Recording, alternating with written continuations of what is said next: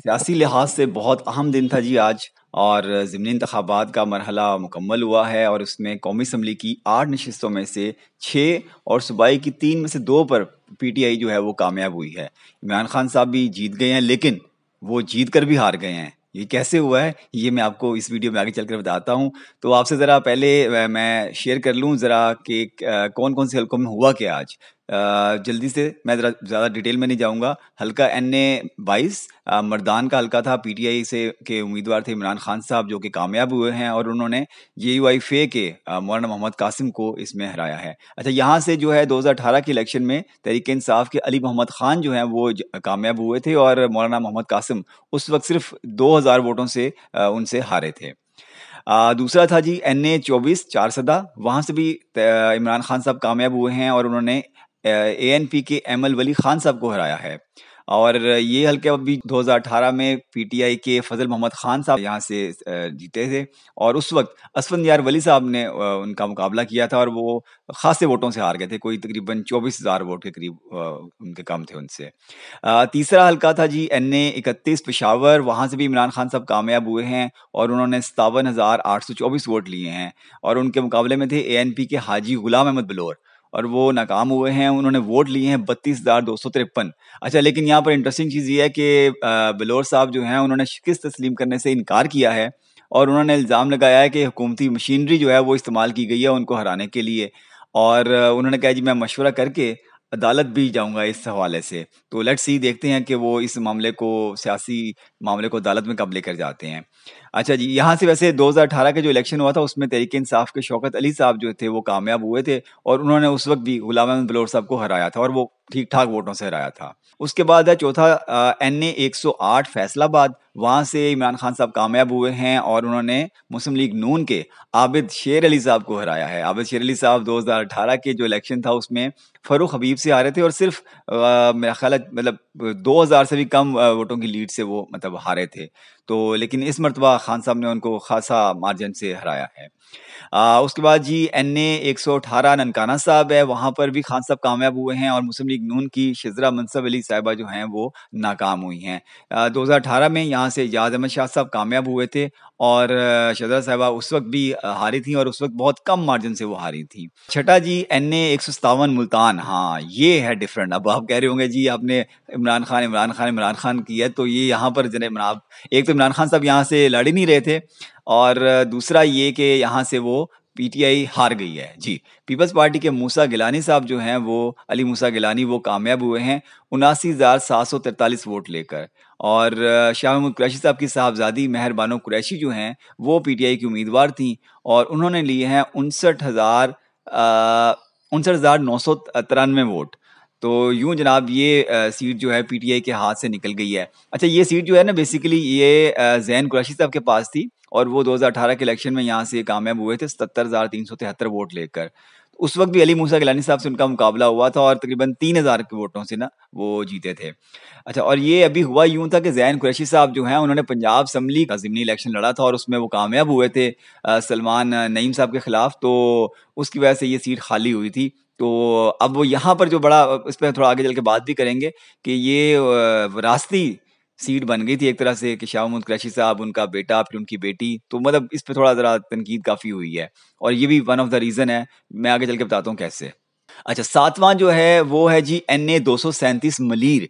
यहाँ पर जो है असल सरप्राइज़ हुआ है पीटीआई के लिए एक लिहाज से, और वो ये कि इमरान खान साहब यहाँ से उम्मीदवार थे पीटीआई के, लेकिन वो नाकाम हुए हैं। उनके मुकाबले में पीपल्स पार्टी के अब्दुल हकीम बलोच जो हैं वो कामयाब हुए हैं।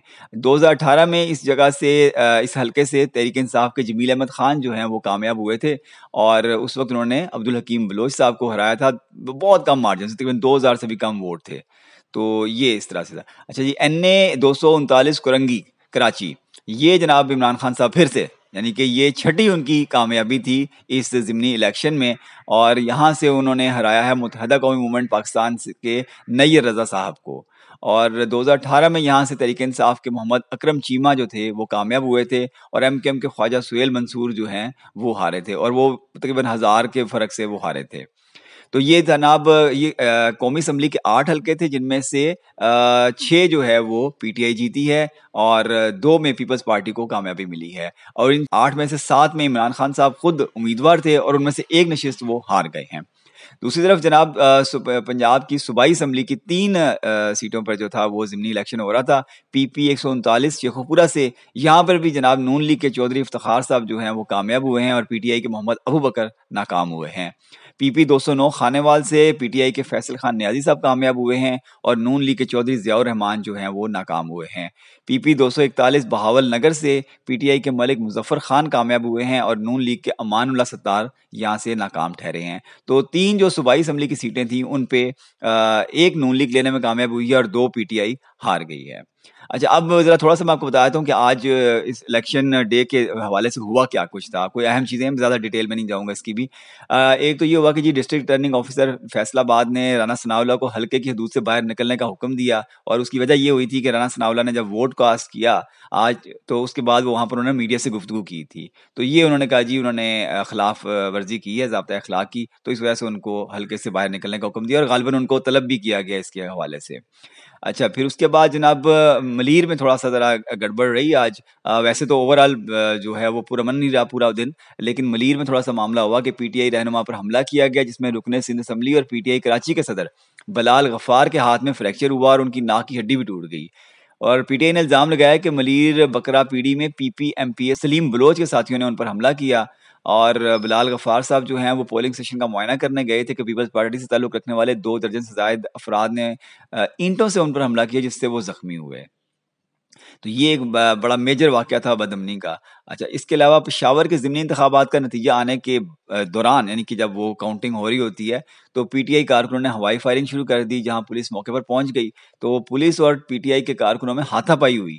अच्छा, अब हाँ, एक और चीज़ ये हुई कि एएनपी की हैं समर बलोच साहिबा, वो उन्होंने जब वोट कास्ट किया अपना, तो उन्होंने उसकी वीडियो उनकी बनाई गई, तो वो वीडियो उन्होंने अपलोड कर दी, वो वायरल हो गई।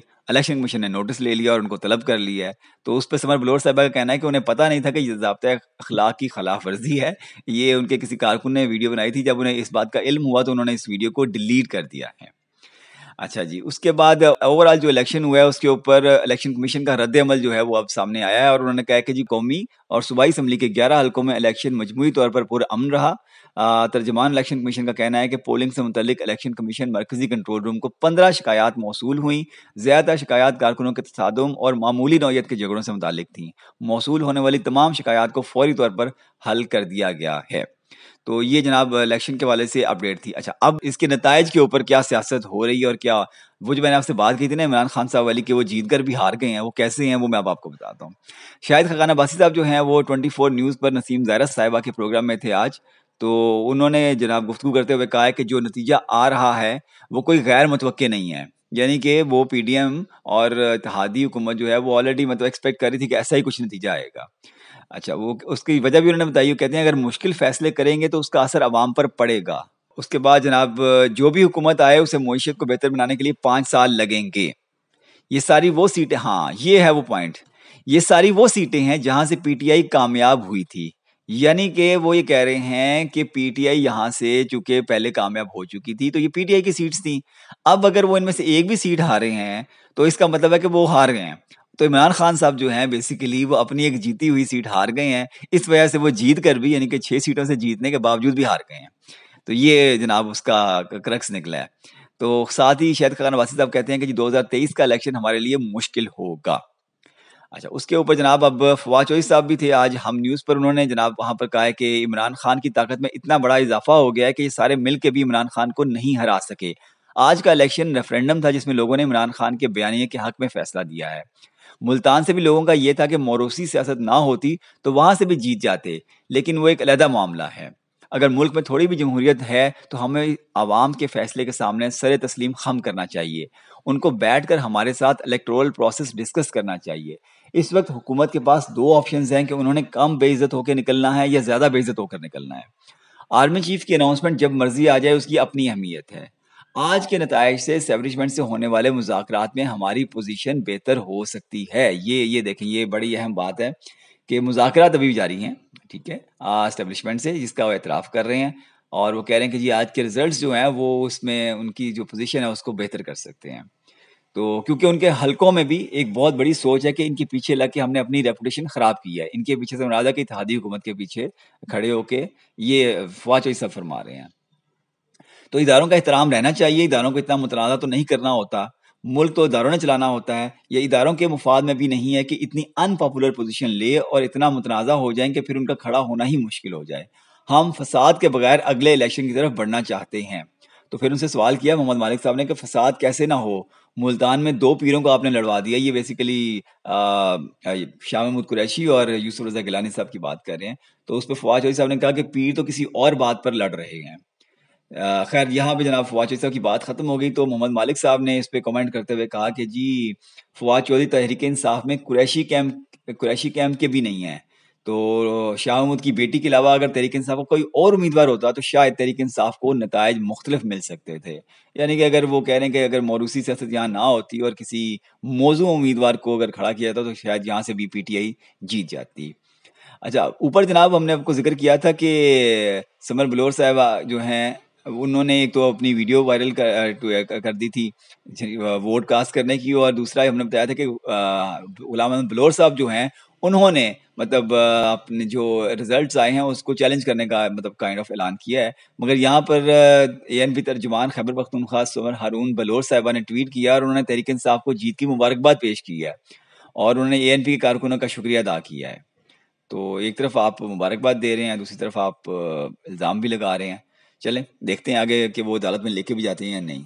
तो ये जनाब इलेक्शन अपडेट्स थी। बड़ा अहम इलेक्शन था और इसके ऊपर आपको मंसूर अली खान साहब का जो पॉलिटिकल एनालिसिस है ना, वो इंशाल्लाह कल आप दोपहर में वो भी आप देख सकेंगे। तो तब तक के लिए इजाज़त दीजिए। अल्लाह हाफ़िज़।